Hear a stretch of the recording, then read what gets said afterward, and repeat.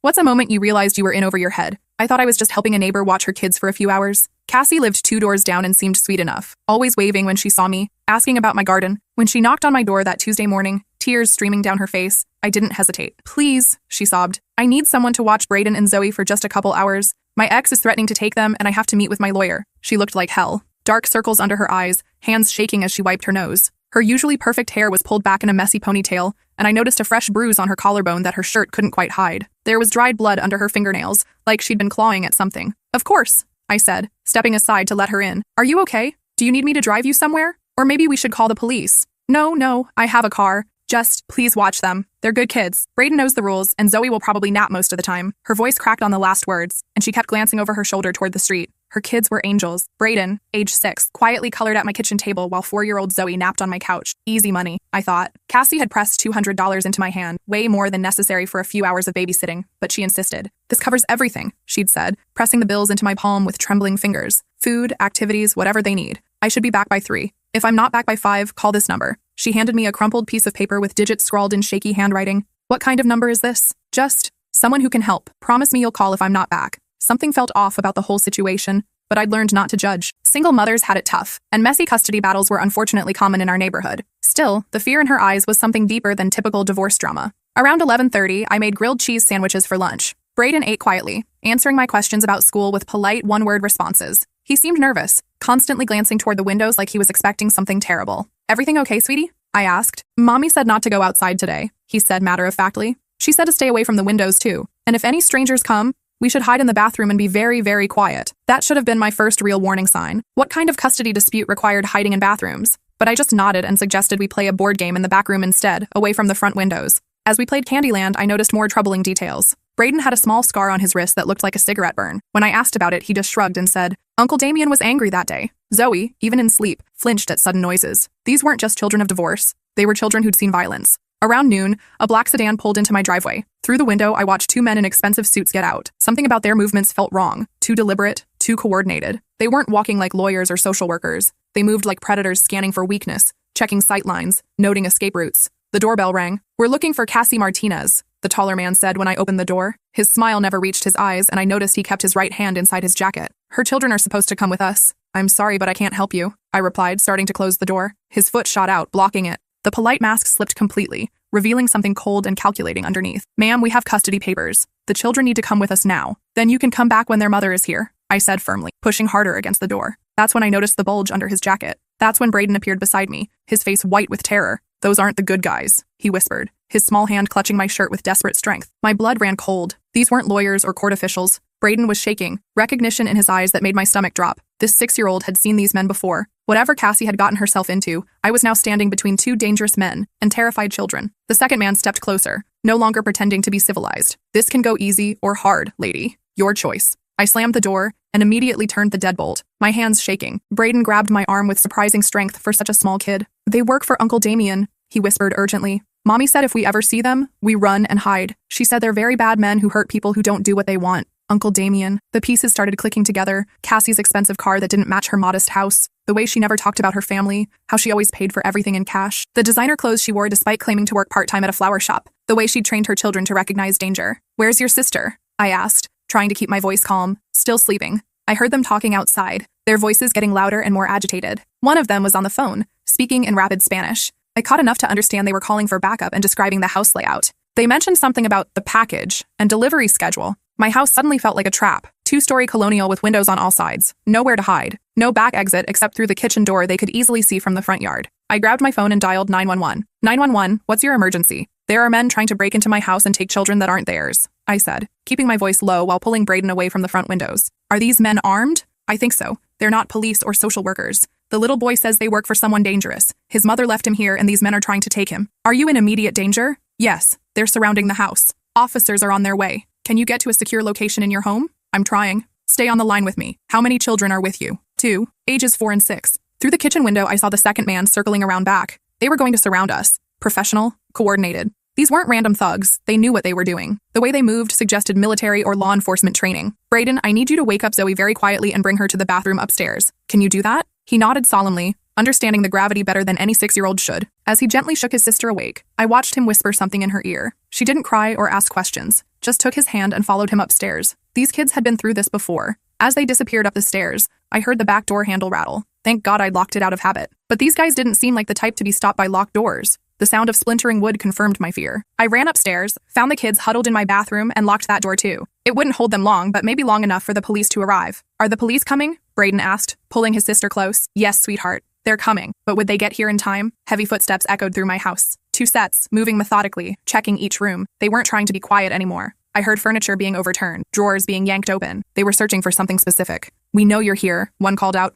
Just give us the kids and nobody gets hurt. We don't want you. This isn't your fight. Zoe started to whimper. I pulled her close, covering her mouth gently. Braden wrapped his arms around both of us, his little body trembling. Mommy said you're a good person, he whispered to me. She said good people don't let bad things happen to kids. The footsteps stopped outside the bathroom door. Found them, a voice said. The door handle turned. When it didn't open, someone kicked it. The frame cracked but held. Another kick, more splintering. On the third kick, I could see light through the cracks in the wood. I looked around desperately. The bathroom window was too small for me, but maybe… Braden, can you climb out that window? He looked at the narrow opening and nodded. What about Zoe? You'll help her down. Take her and run to Mrs. Patterson's house next door. Tell her to call the police again and say it's an emergency at my address. What about you? I'll be right behind you. It was a lie, but he was 6. He needed to believe it. I boosted him up to the window. He squeezed through with effort, then I lifted Zoe up to him. She was crying now, but quietly. Just as her feet disappeared through the opening, the bathroom door exploded inward. The taller man stood in the doorway, gun drawn. Up close, I could see the scar running from his left ear to his jaw. His eyes were cold, empty. This was someone who'd done terrible things and felt nothing about it. Where are they? I pointed to the window. Gone. He cursed in Spanish and spoke into a radio I hadn't noticed before. Subjects have fled the building. Check the perimeter. They're heading to the neighboring house. You just made this a lot harder on yourself, he said, advancing toward me. Boss doesn't like complications, doesn't like witnesses. That's when I heard the sirens in the distance. His expression changed. The confident predator became a cornered animal. He grabbed my arm and yanked me toward the stairs, his grip tight enough to bruise. You're coming with us. Like hell I am. I drove my elbow back into his ribs as hard as I could. He doubled over with a grunt, and I ran for the stairs. Made it halfway down before the second man appeared at the bottom, blocking my path. He was shorter, but stockier, with arms covered in tattoos. Prison tattoos, I realized. He raised his gun with practiced ease. Don't move. The sirens were getting closer. Through the front window, I could see red and blue lights flashing in the distance. We need to go. The second man called to his partner. Cops are 2 minutes out. Not without the package, came the reply from behind me. Boss wants the kids. Contracts for both of them. Package. Contract. They were talking about those children like cargo. Like property to be collected and delivered. The casual way they discussed it made my blood run cold. Police cars screeched into my driveway. Car doors slammed.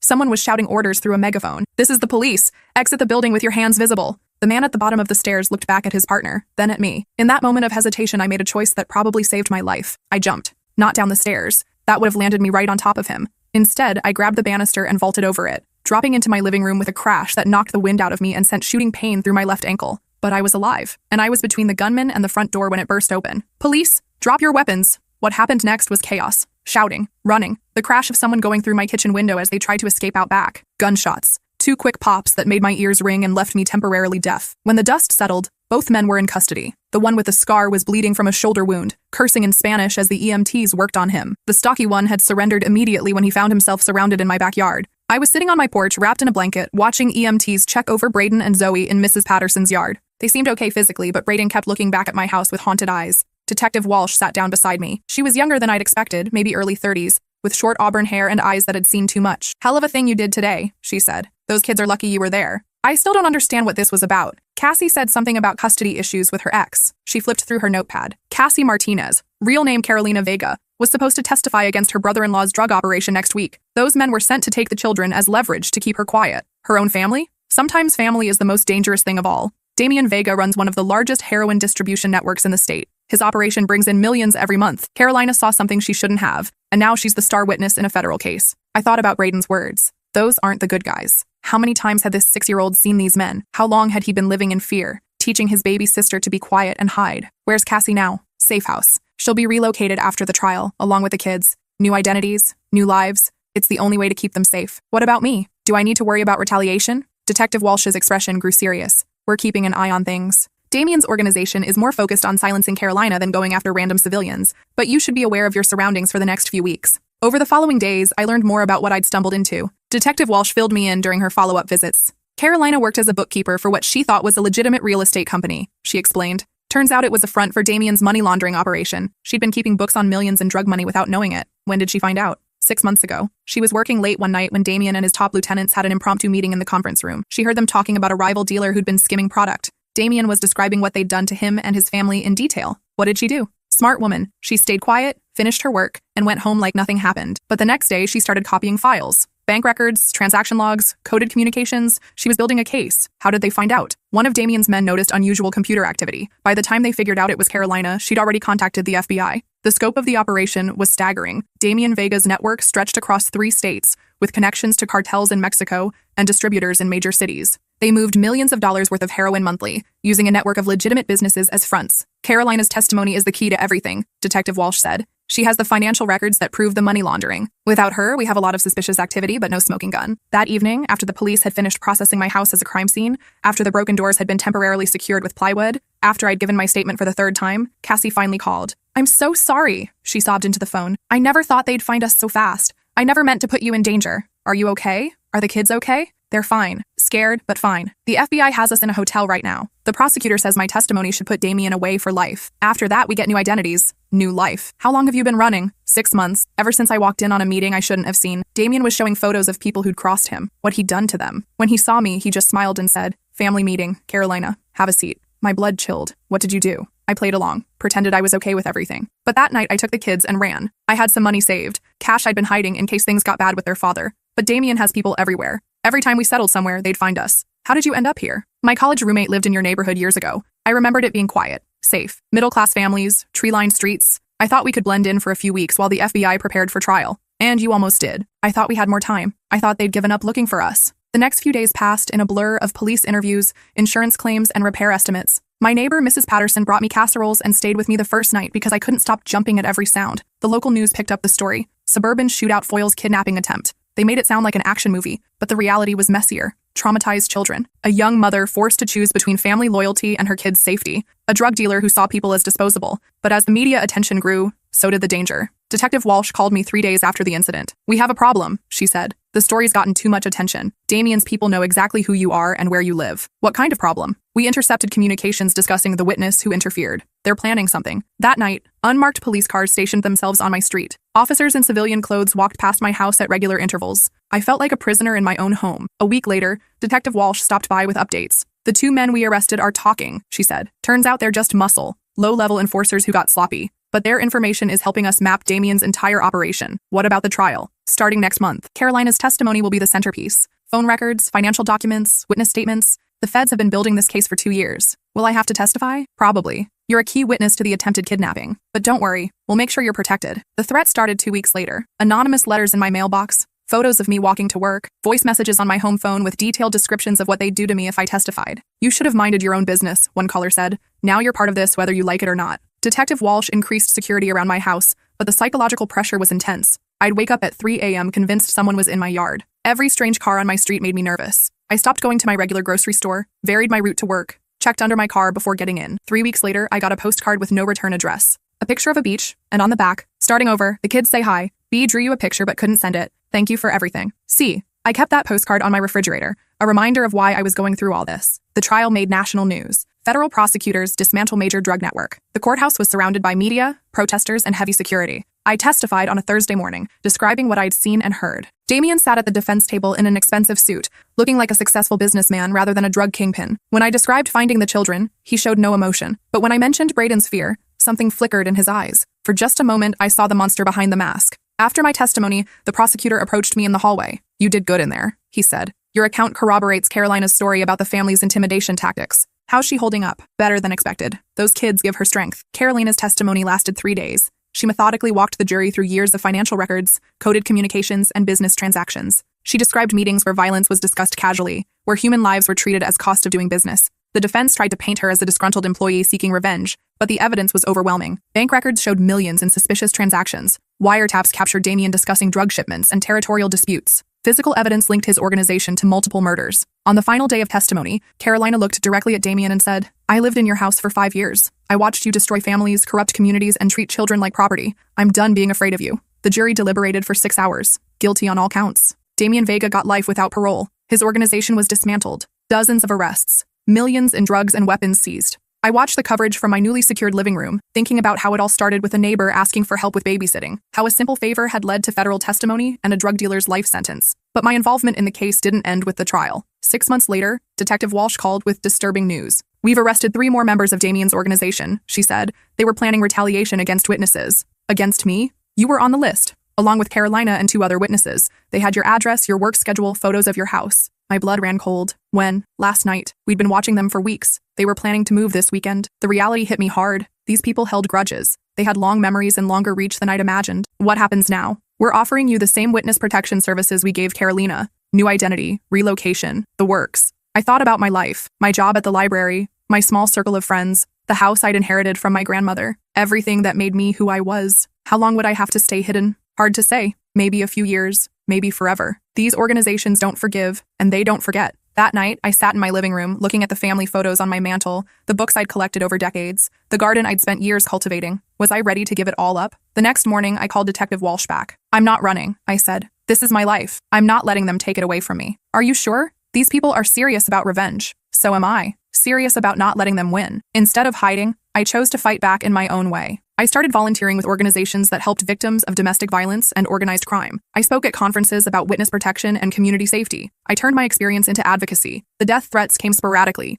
Anonymous letters, unknown callers hanging up when I answered. Detective Walsh taught me how to vary my routines, how to check for surveillance, how to report suspicious activity. One particularly disturbing incident occurred 8 months after the trial. I came home to find my back door jimmied open and my house ransacked. Nothing was stolen, but the message was clear. We can get to you anytime we want. The police increased patrols, installed better security systems, but the psychological impact was severe. I started sleeping with a baseball bat next to my bed. I installed motion sensor lights around my property. Every creak in the house at night made my heart race. 2 years after the trial, I got a call from an unknown number. "You cost me everything," a gravelly voice said. I recognized it immediately. Damien Vega calling from prison. "You cost yourself everything," I replied. "I just protected 2 innocent children. Those weren't your children to protect? Any child in danger is everyone's responsibility." He laughed, a sound like broken glass. "You think this is over? You think because I'm locked up you're safe? I think you're exactly where you belong. I have friends on the outside, people who remember favors owed, people who know where you work, where you shop, where you sleep. And I have friends in law enforcement, people who take threats seriously." The line went dead. I reported the call immediately. Prison officials launched an investigation into how Damien had accessed a phone. His privileges were revoked,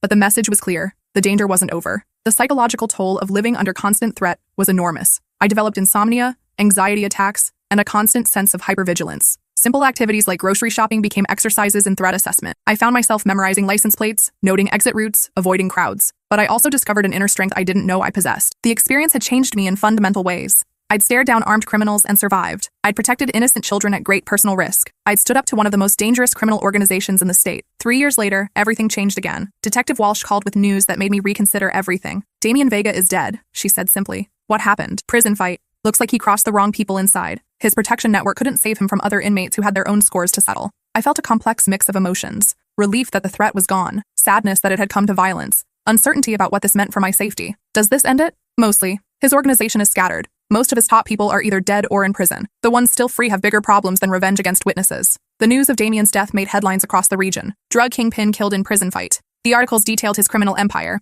the federal investigation that brought him down, and the witnesses who'd testified against him. For the first time in 3 years, I slept through the night without waking up at every sound. 4 years after that terrible Tuesday, I finally got the call I'd been hoping for. "Package delivered safely," said a familiar voice. "Carolina? We're free," she said, crying. "Really free. New names, new life, but free to live it without looking over our shoulders." "How are the kids?" "Brayden's 10 now. He plays soccer and builds robots. Zoe's 8 and obsessed with horses. They remember you, you know. They remember that you protected them when it mattered. I just did what anyone would do." "No, you did what good people do. There's a difference." We talked for an hour. She told me about their new life in a small coastal town, how Brayden had overcome his anxiety through therapy and sports, how Zoe had no memory of the fear that once dominated their days. Carolina had started a small business, a coffee shop that also sold used books. She was dating a kind man who knew their history and didn't care about their past. "The kids want to write you a letter," she said, "but we can't risk any contact that might compromise our location." "I understand. Just knowing they're safe is enough." "I need to ask you something," she said near the end of our call. "Anything. Would you be willing to meet us sometime? Somewhere neutral? The kids want to thank you properly. And I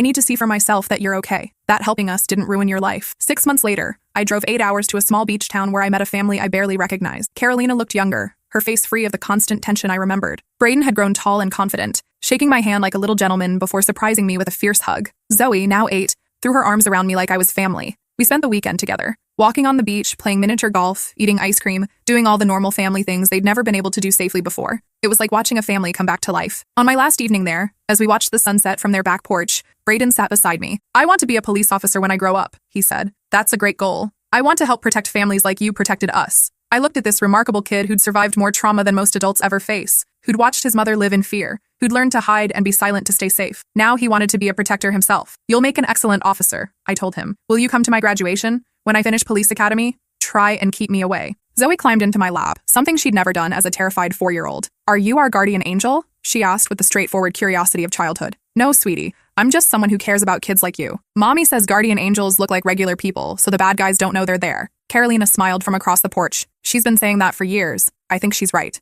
As I drove home that night, I reflected on the question that had started this whole story. What's a moment you realized you were in over your head? The truth is, I realized I was in over my head the moment Brayden whispered, "Those aren't the good guys." Everything that came after, the guns, the chase, the trial, the threats, all of it stemmed from that single moment of recognition. But being in over your head doesn't mean you're drowning. Sometimes it means you're exactly where you need to be, doing exactly what needs to be done. I never asked to become part of a federal case against a drug cartel. I just wanted to help a neighbor. But that's how life works sometimes. You think you're signing up for one thing and you end up in the middle of something else entirely. The difference is what you do when you realize how deep the water really is. Do you panic and drown? Or do you learn to swim? I chose to swim. And 2 kids are alive and free today because of it. 7 years have passed since that Tuesday morning. I still live in the same house, though it's much more secure now. I still work at the library, though I also travel around the country speaking about witness protection and community safety. My story has been featured in documentaries about organized crime and witness protection. I've testified before congressional committees about the need for better support systems for crime witnesses. I've helped establish safe houses for families fleeing domestic violence. The experience transformed my understanding of courage, justice, and community responsibility. I learned that ordinary people can find extraordinary strength when protecting the innocent. I discovered that standing up to evil, even when you're terrified, is what separates civilization from chaos. And every year, on the anniversary of that day, I get a card from a family with no return address. Pictures of kids playing sports, graduating from school, celebrating birthdays, normal life, happy life, free life. The latest card shows a teenage boy in a police academy uniform and a girl on horseback, both grinning at the camera. The message inside is always the same. Thank you for teaching us that good people fight for what's right. But the story doesn't end there. Last month, I got an unexpected visit. A young man in his 20s knocked on my door, and when I opened it, I saw familiar eyes. "Ms. Henderson," he said. "I'm Brayden. I think you knew me when I was little." The 6-year-old boy who'd whispered warnings about bad guys had grown into a confident young police officer. He was home on leave, having just graduated from the academy. "I kept my promise," he said, showing me his badge. "I wanted to thank you in person." We spent the afternoon talking about his training, his career goals, his family. Carolina had remarried, a good man who treated her children as his own. Zoe was starting college in the fall, studying veterinary medicine. They'd built the life they'd dreamed of during those terrifying months in hiding. "Do you ever regret it?" Brayden asked as he prepared to leave. "Getting involved that day? Everything you went through because of us?" I thought about the threats, the sleepless nights, the years of looking over my shoulder, the way my life had been turned upside down by choosing to protect 2 children I barely knew. "Never," I said. "Not for a single moment." Why? Because some things are worth the risk, some people are worth protecting, and some moments define who you really are. He hugged me goodbye. A strong, confident young man who would spend his career protecting others the way I'd once protected him. After he left, I sat on my porch thinking about ripples. How one moment of choosing courage over comfort had created waves that would last for generations. Brayden would protect families. Some of those families would be inspired to help others. The circle would continue expanding, touching lives I'd never know about. Sometimes being in over your head is exactly where you need to be. Because if you're not in over your head, maybe you're not diving deep enough into what matters. And what matters is protecting the innocent, standing up to bullies, and proving that ordinary people can do extraordinary things when they choose courage over comfort. Especially when they're scared, because courage isn't the absence of fear. It's doing the right thing despite the fear. And that Tuesday morning, when I slammed the door on 2 armed men and decided to protect 2 children I barely knew, I learned that being in over my head was just another way of saying I was finally swimming in waters deep enough to matter. The moment you realize you're in over your head might be the most important moment of your life. It's the moment you discover what you're really made of, what you truly believe in, and how far you're willing to go to protect what matters. For me, that moment came at 12:15 on a Tuesday afternoon when a 6-year-old boy looked at me with terrified eyes and trusted me to keep him safe. I was in over my head, and I wouldn't have it any other way.